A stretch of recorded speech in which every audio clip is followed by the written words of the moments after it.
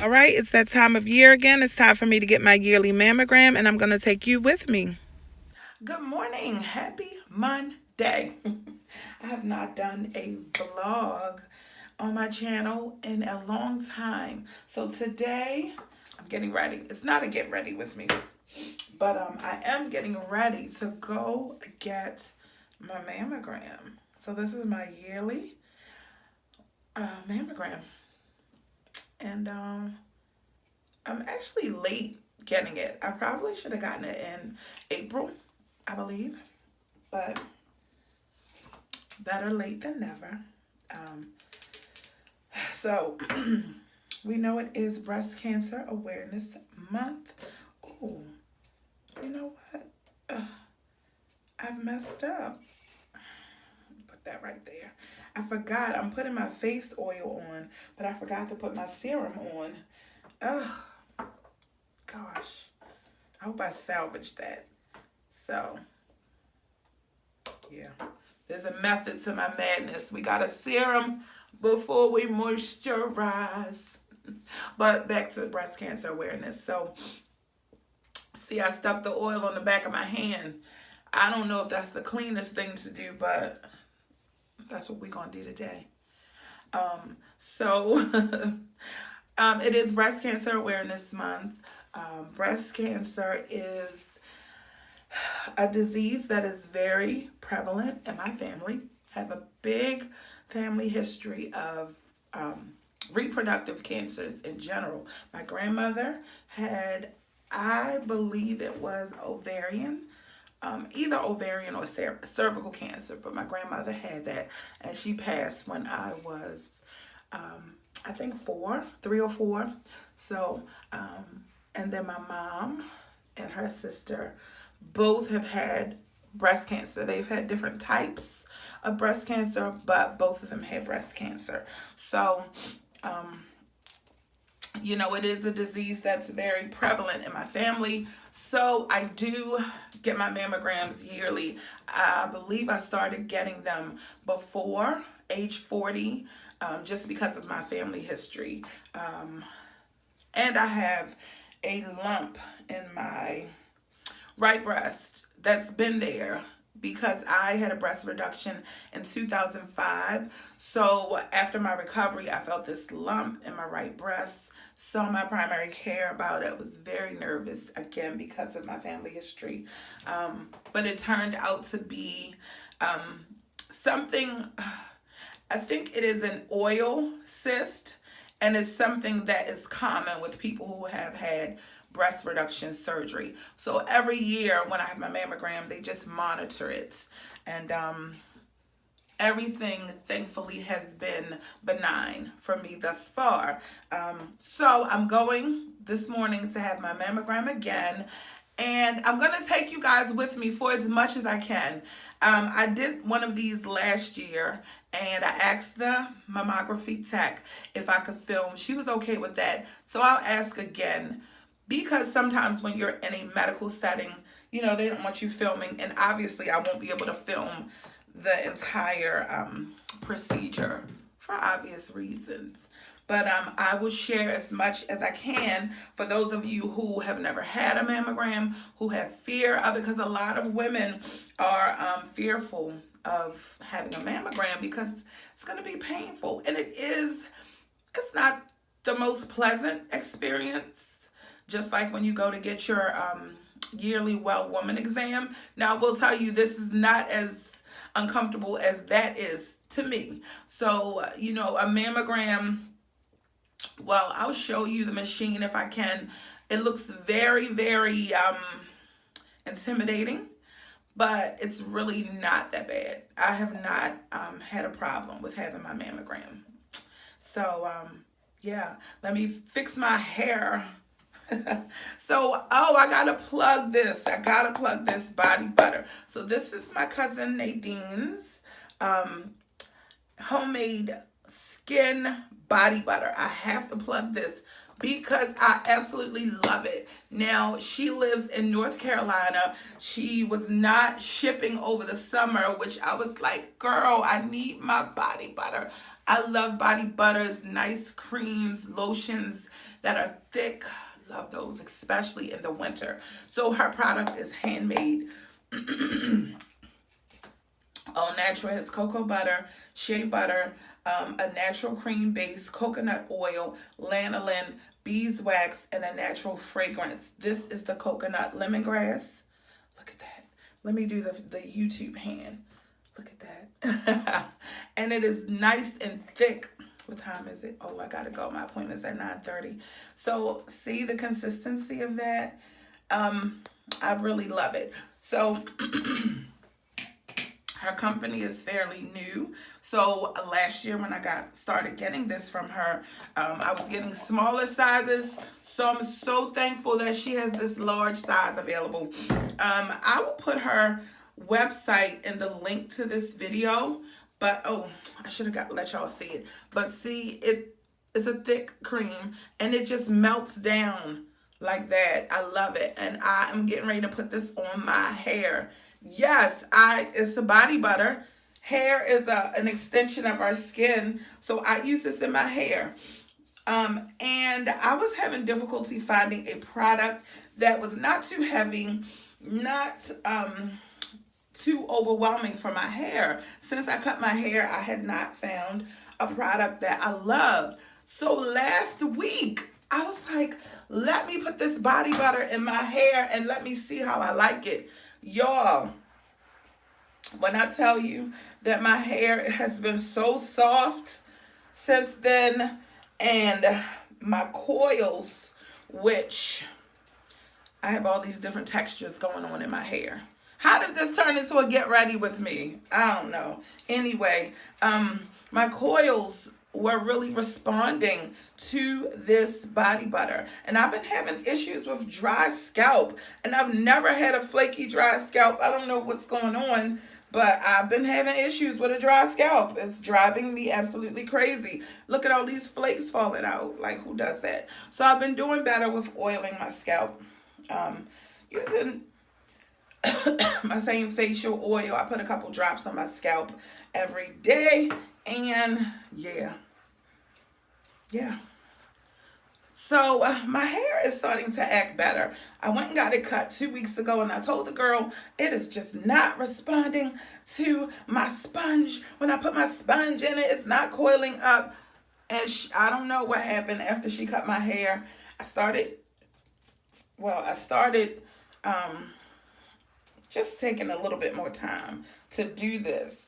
So the sponge is working a lot better to define my coils, thankfully. So I'm not just walking around looking like I got this unstructured teeny weeny afro. It was driving me crazy, y'all. Y'all don't know. And I didn't get my hair cut. I normally get it cut every 2 weeks. I didn't go yesterday just because I just want to play around and see what happens with the length at the top. I think I'm going to take the sides shorter. Yeah. Okay, we can work with that. We can work with that. We can work with that.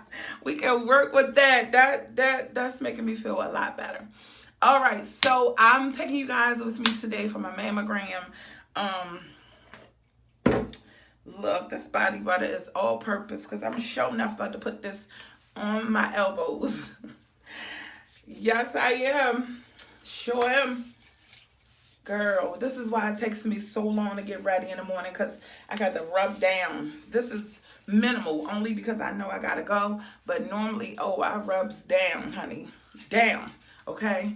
All right, let me go. Find my shirt. And, oh, yes, hair. You're getting so much better. I wanted to color it. This is the last thing I'm going to say before I run out the door. I wanted to color my hair again and take it lighter, but I'm just gonna have to live with this little bit of burgundy I have left with the black sides. I don't want to put any more chemical on my hair because I just don't want to play around with the texture. So okay. Oh, ladies, before you get your mammogram, I'm gonna have to take this with me, but you can't put on deodorant. Does anybody else have like a lot of deodorants? Like, I have no idea why I have a surplus of deodorant. Secret, Suave. degree. Like I have probably like 3 or 4 more. What is my problem with deodorant? Okay, I like Powder Fresh deodorant. I do. That's my scent of choice. I got Shower Fresh, Everlasting Sunshine, Fresh Energy. Does anybody else like? I don't know. All right, let me go. But you can't wear deodorant when you get your mammogram. So I'm always like this, like, ugh, don't sweat too much. Don't sweat too much. So we are here at Advanced Radiology. I am late, but it's okay. I'm here. I'm going to be late for my funeral. We're here. I think I got to go into that suite over there. Yeah, so, I can't be invading people's privacy here. So once I get in, I'm going to turn the camera off. But when I get in the back, oh, look at my auntie is here working. I'm going to turn it back on. She going to fuss at me, oh, Jesus, I can't. So I survived it. This year, it was a little bit, I told the mammography tech, this was a little more uncomfortable. But she did 3D, hang on, y'all.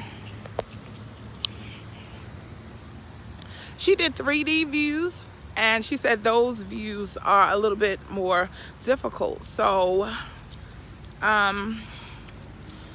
I showed you guys the actual machine. So let me walk you through what happened during the procedure. So when I came in, I checked in, I went over a little bit of my health history, signed a few forms at the front desk. They brought me to this room just to wait so I could go back. And then I went back. They give you a room to change. They have 2 size gowns, small and large. I changed into this lovely green gown. And then I locked my things in a locker.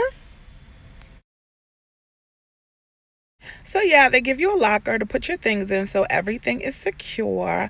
And once I put my things in the locker, you get your key and you keep that with you until after your test is over. So my mammogram tech, Miss Kate, was gracious enough to just let me record the actual machine. Obviously, I could not record the screening exam. However, she was very great. She walked me through positioning. This year was a little bit more uncomfortable. I did have 3D testing this year, so Kate was explaining that the views are a little bit different. So I felt a lot of discomfort in my collarbone and shoulders. And another thing that was different this year, she put markers on both nipples because I have had a breast reduction. She said sometimes the nipples roll. Very interesting. But they want to put the marker on to make sure that the picture is not distorted when they review the films. But I survived. Because I know you had an appointment then. Look at this is the abuse I'm talking about. This is my aunt. Your mother that you ain't calm. She works you here. Back for your mammogram. Look at this. She needs to stop playing. Advanced Radiology, get your employees. So all in all, I had a good experience. I am always anxious when I have this done because you want to have a good outcome, obviously. So now we wait for the results. Oh, this is what she was talking about. So the mammogram tech put a marker on because of the 3D views. She really got views up really high, like up on the collarbone. She called this a mole. It's not a mole. It's a heart. It is a heart tattoo. Me and my best friend got this a few years ago. A lot of people don't even know it's a tattoo. It didn't heal well, but it's not a mole. It's a heart. So now we wait for the results. And, if you have not had your mammogram, if you're due to have one, I believe the recommendation is still 40 and over. It may have changed to 45 depending on your family history. But if you're due for one, you just need to get an order from your doctor, your primary care, or your obstetrician gynecologist. You get an order You come, you get an order, you make an appointment, and you come, you have your test done. The actual test took me, I don't know, maybe 5 minutes for the actual diagnostic testing. I mean the screening, not diagnostic. The actual screening took about 5 minutes. I'm in and out, and I'm done. Until prayerfully, I'm done until next year when it's time for me to come get my next screening mammogram. So get those tatas checked, ladies. It is so super important. Sometimes prevention is the cure. Early screening, if you do are diagnosed with breast cancer or any type of cancer, early screening gives you better outcomes for your course of treatment. Some things we cannot change. Some things are in your DNA, like this history of cancer that runs in my family. That is unfortunately probably in my DNA. You can't change your family history. You can't change your race. You can change your behaviors, because just personally, I believe, I'm not going to get into a whole dialogue about this, but some things I believe are environmental. The things that we eat, the air that we breathe. We can change our diet. We can change our levels of activity. And we can change our thought process. I'm not going to get into a heavy conversation about how we manifest things in our life, but those are the things you can change. Your gene pool, DNA, family history, those things you cannot change, but you can change your behaviors. Alrighty, so thank you guys for watching. Please like, please share, please subscribe to my channel. And I'll see you guys on the next one. Peace out.